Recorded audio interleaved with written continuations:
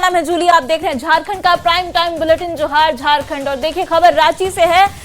माफ कीजिए, रांची के बाद अब धनबाद सिविल कोर्ट को एक बार फिर से बम से उड़ाने की धमकी मिली है। पुलिस प्रशासन अलर्ट मोड में आया है। कोर्ट कैंपस को खाली कराया गया और सघनता से जांच की गई।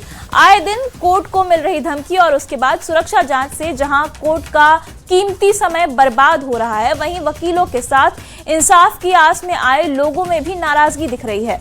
बड़ा सवाल है कि आखिर कोर्ट को बार बार धमकी कौन दे रहा है और आरोपी पकड़ा कब जाएगा। ये रिपोर्ट देखिए। कोर्ट को बम से उड़ाने की धमकी। बड़ा सवाल, धमकी के पीछे किसकी साजिश?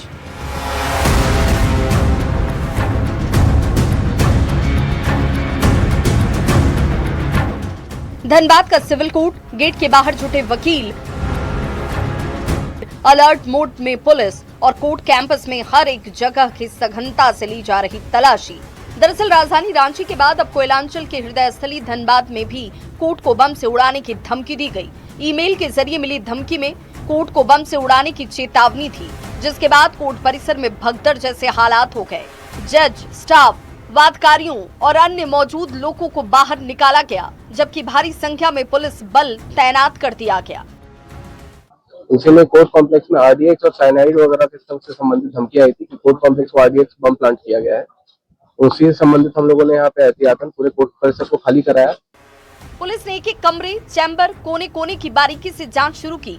आरपीएफ की डॉग स्क्वाड टीम भी मौके पर पहुंची और स्नीफर डॉग्स के माध्यम से सर्च ऑपरेशन चलाया गया। फिलहाल कोई विस्फोटक सामग्री तो नहीं मिली, लेकिन जांच के दौरान एक बाइक में प्लास्टिक में रिमोट जरूर मिला, जिसे तुरंत जब्त कर लिया गया। वहीं संदेह होने पर करीब 6 बाइक को जब्त किया गया है। पुलिस यहाँ कार्रवाई कर रही है और अभी कोर्ट परिसर, कोर्ट बिल्डिंग सब चेक कर लिया गया है। बाहर भी जितनी बाइक्स और कार वगैरह लगी हुई है सबको जांच कराया जा रहा है। अभी तक ऐसा कुछ मिला नहीं है। शुरुआती जांच में सब कुछ सामान्य पाया गया, लेकिन कोर्ट से जुड़ा मामला था तो कोई ढिलाई नहीं बरती गई। लगभग 3 घंटे तक कामकाज ठप रहा। सिटी एसपी के क्लियरेंस के बाद अदालत की कार्यवाही एक बार फिर से शुरू हुई। सभी वाहनों की जांच मेटल डिटेक्टर से किया गया। कुछ वाहनों में संदेह होने पर उन वाहनों को जब्त कर लिया गया। वहीं एक वाहन में प्लास्टिक में कुछ रिमोट पाए गए और उस रिमोट को भी पुलिस जब्त कर ली है। धमकी के बाद पुलिस तुरंत हरकत में आई, पूरे कोर्ट कैंपस की जांच की, एक बाइक की जांच की और उसके बाद अब स्थिति सामान्य हो गई है। कुल मिलाकर ये कहना गलत नहीं होगा कि ऐसी धमकी से कोर्ट के काम पर भी असर पड़ता है और दूर दराज से इंसाफ की आस में पहुंचे लोगों को निराशा मिलती है। जरूरत है धमकी के पीछे जिनका हाथ है उनका पता लगाने की, ताकि कोर्ट का काम बिना बाधा के चल सके। रांची और कई जगहों पर इस तरह की धमकी आई थी, लेकिन वह झूठ निकली। फिलहाल इस धमकी के बाद जिस मेल से यहाँ पर धमकी आई थी उसकी फॉरेंसिक जांच भी होगी और जो कुछ सामानें जब्त हुई है उनकी भी जांच पड़ताल पुलिस करेगी। संजय गुप्ता, न्यूज़ 18 धनबाद। रुक करते हैं अगली खबर की ओर। रांची के सेंट्रल यूनिवर्सिटी में लगातार दूसरे दिन भी सीबीआई की जांच जारी रही। जांच के दौरान टीम ने यूनिवर्सिटी में सामान की खरीदारी, निर्माण कार्य में हुए टेंडर और नियुक्ति से संबंधित फाइलों की एक-एक कर जांच की, उन्हें खंगाला। मंगलवार को एजेंसी ने कई फाइलें जब्त कर ली थी। इस मामले को लेकर न्यूज़ 18 संवाददाता गौरव झा ने विश्वविद्यालय के चांसलर जेपी लाल से बात की है।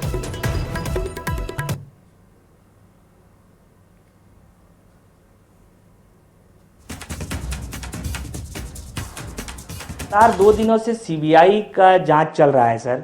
आपको भी शायद इसकी शिकायत मिली थी, क्या कुछ मसला है सर?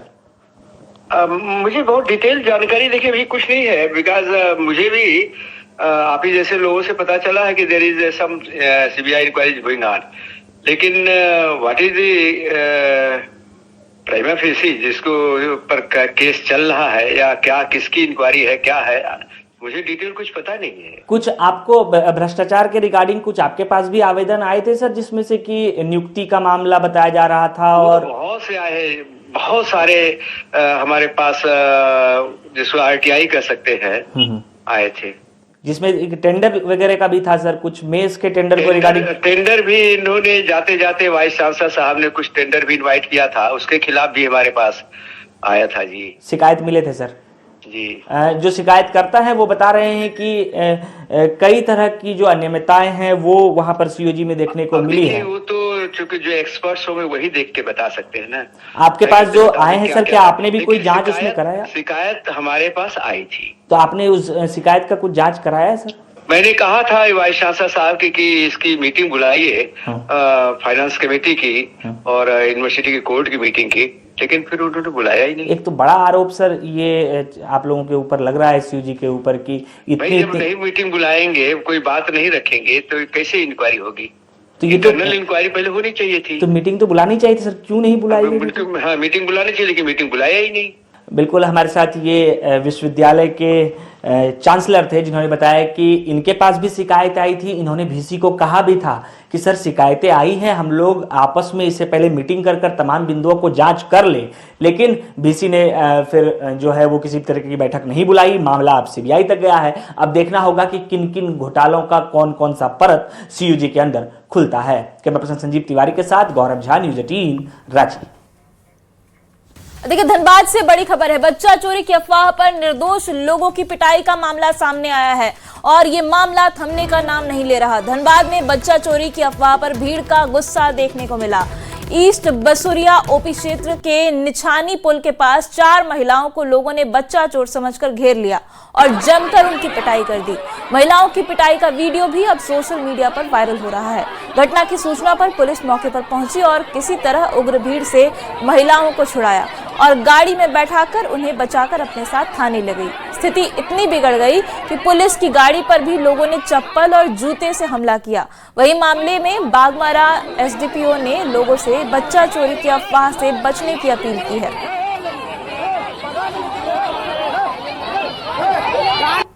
राजगंज थाना क्षेत्र में बच्चा चोरी की अफवाह में 2 लोगों के साथ मारपीट की गई थी। इसमें जो है विधिवत प्राथमिकी दर्ज कर उन 3 लोगों को गिरफ्तार किया गया है और अन्य लोगों को भी उसमें चिन्हित किया जा रहा है और उसमें अगर कार्रवाई की जा रही है। मैं जनता से अपील करूंगा कि इस तरह के अफवाह पर ध्यान ना दें और अगर इस प्रकार का किसी भी तरह का सूचना मिलता है तो तुरंत पुलिस को सूचित करें, 112 पे सूचित करें, ताकि हम लोग त्वरित कार्रवाई कर सकें। अपने क्षेत्रवासियों से ये आग्रह करेंगे कि इस तरह के अफवाह में आप लोग ना आए और अगर किसी तरह का किसी महिला या जेंट्स पर इस तरह का संदेह होता है तो कृपया करके स्थानीय थाना को सूचना दे, स्थानीय प्रतिनिधि को सूचना दे, ना कि उसके साथ किसी तरह का कोई मारपीट करे।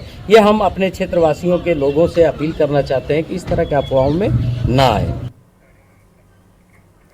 वही बच्चा चोरी की अफवाह के मामलों को लेकर पुलिस मुख्यालय भी गंभीर है और इसे लेकर सभी जिलों के एसपी को निर्देश जारी किया गया है। आईजी अभियान ने कहा कि सभी जिले के एसपी इस तरह की घटना को लेकर जागरूकता अभियान चला रहे हैं। उम्मीद है जल्द ही इस तरह की घटना पर लगाम भी लग जाएगा। कई जिला में इस तरह का कुछ घटना हो रही है। इस संबंध में संबंधित एसपी के द्वारा इसमें आवश्यक कार्रवाई की जा रही है। जो अवेयरनेस वगैरह क्रिएट किया जा रहा है, अपील किया जा रहा है पब्लिक को। तो मुझे लगता है ये पहले भी कई बार इस तरह का, मतलब 2-3 साल का पहले था, मुझे जहाँ तक याद है उस समय पर आ जाता था, फिर से आए हैं। तो पब्लिक को जो भी चीज़ है जिसके ऊपर संदेह है या जो भी है पुलिस को सूचना दे देंगे तो उस हिसाब से उसमें जांच किया जा सकता है।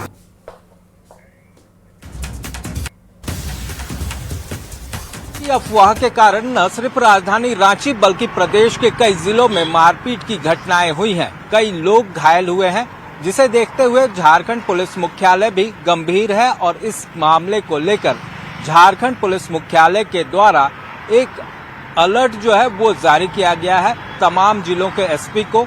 इसमें कहा गया है कि सभी जिले के एसपी इस तरह की घटना न हो, इसे लेकर कैंपेन चलाएं। अवेयरनेस कैंपेन के तहत लोगों में इस तरह की जागरूकता बढ़ाई जा सके ताकि इस तरह की घटना न हो पाए। कैमरामैन प्रभाकर के साथ ओम प्रकाश, न्यूज़ 18 रांची। और अब बात स्वास्थ्य विभाग में लापरवाही के उस तस्वीर की जो न्यूज़ 18 के कैमरे में कैद हुई है। मामला रांची के रिम्स से जुड़ा है।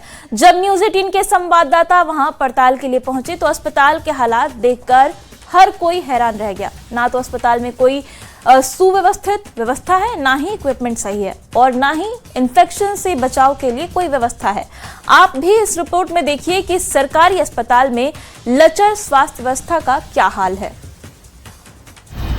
बर्न वार्ड की हालत बदतर, फटे गद्दे और टूटे बेड, जंग लगा इक्विपमेंट, पंखे गायब, एसी नहीं चल रहा। देखें इस तस्वीर को झारखंड के सीएम, देखें इस तस्वीर को स्वास्थ्य विभाग के अभियंता, देखें इस तस्वीर को स्वास्थ्य मंत्री। जहां बेहतर स्वास्थ्य सेवा के लिए किए गए बड़े बड़े दावे फेल होते नजर आ रहे हैं। जरा इस तस्वीर को देखिए। वार्ड में अव्यवस्था का आलम है, फटे गद्दे और टूटे बेड, जंग लगा इक्विपमेंट, पंखे हैं गायब, एसी नहीं चल रहा। कहा जाता है कि बर्न यूनिट में सबसे अधिक डर इन्फेक्शन का होता है, लेकिन राज्य के सबसे बड़े अस्पताल रिम्स में हालात कुछ ऐसे हैं कि स्वस्थ मरीज भी अस्वस्थ हो जाए। है इसके जांच में जब हम आए तो कहा जाता है कि बर्न वार्ड में सबसे महत्वपूर्ण चीज जो है वो एसी होती है। आप देखिए यहाँ एसी लगे हुए हैं लेकिन वो धूल फांक रही है। बर्न वार्ड की दूसरी तस्वीर होती है कि इन्फेक्शन नहीं होना चाहिए। इन्फेक्शन से जो है वो मरीज की स्थिति ज्यादा बिगड़ती है। जब आप इस वार्ड के अंदर आएंगे तो आपको इन्फेक्शन दिखेगा कि जो लोहे के रॉड हैं, जो स्लाइन टांगने वाले औजार हैं, उन तमाम चीजों पर आपको जंग यहाँ देखने को नहीं मिलेगी। सवाल ये होता है कि राज्य में सबसे बड़ा अस्पताल होने के बावजूद इस तरीके की व्यवस्था है कि मरीजों को बाहर से दवाइयां लानी पड़ती है। रांची के रिम्स के बर्न वार्ड की तस्वीर देखकर आपके होश उड़ जाएंगे। राज्य के सबसे बड़े अस्पताल रिम्स के बर्न वार्ड की स्थिति बद से बदतर है। मरीज को दवाइयां भी उपलब्ध नहीं हो पाती और अगर खून की जरूरत पड़ जाए तो ब्लड बैंक में खून भी उपलब्ध नहीं होता है। ज्यादा कुछ तो नहीं मिलता, सिर्फ प्रोटीन का यूज होता है। और सब दवा कहाँ से लाते हैं? बाहर से हम सब लाते हैं, सब खरीद कर लाते हैं। हाँ, सिर्फ यहाँ। एसी वगैरह कभी चला यहाँ? हमें तो नहीं पता, हम तो आए हुए 3-4 दिन हुआ ही है। अभी तक नहीं चला? नहीं। तारीख से दवाई वगैरह कहाँ से लाते हैं? दवाई वगैरह सब बाहर से, खाली वही सलाइन जो चढ़ता है वही सब। और हाँ, वही नर्स जो देख के जाती है और सुबह में एक बार डॉक्टर आते हैं देखने। और आपके यहाँ तो पंखा भी नहीं लगा? पंखा भी नहीं है यहाँ। खून वगैरह आपको खून वगैरह तो सब बाहर से ही मैनेज करना पड़ता है, यहाँ तो खून भी नहीं है। ब्लड बैंक तो एकदम पूरा खाली जैसा है, जाइएगा तो कुछ नहीं मिलता है वहाँ।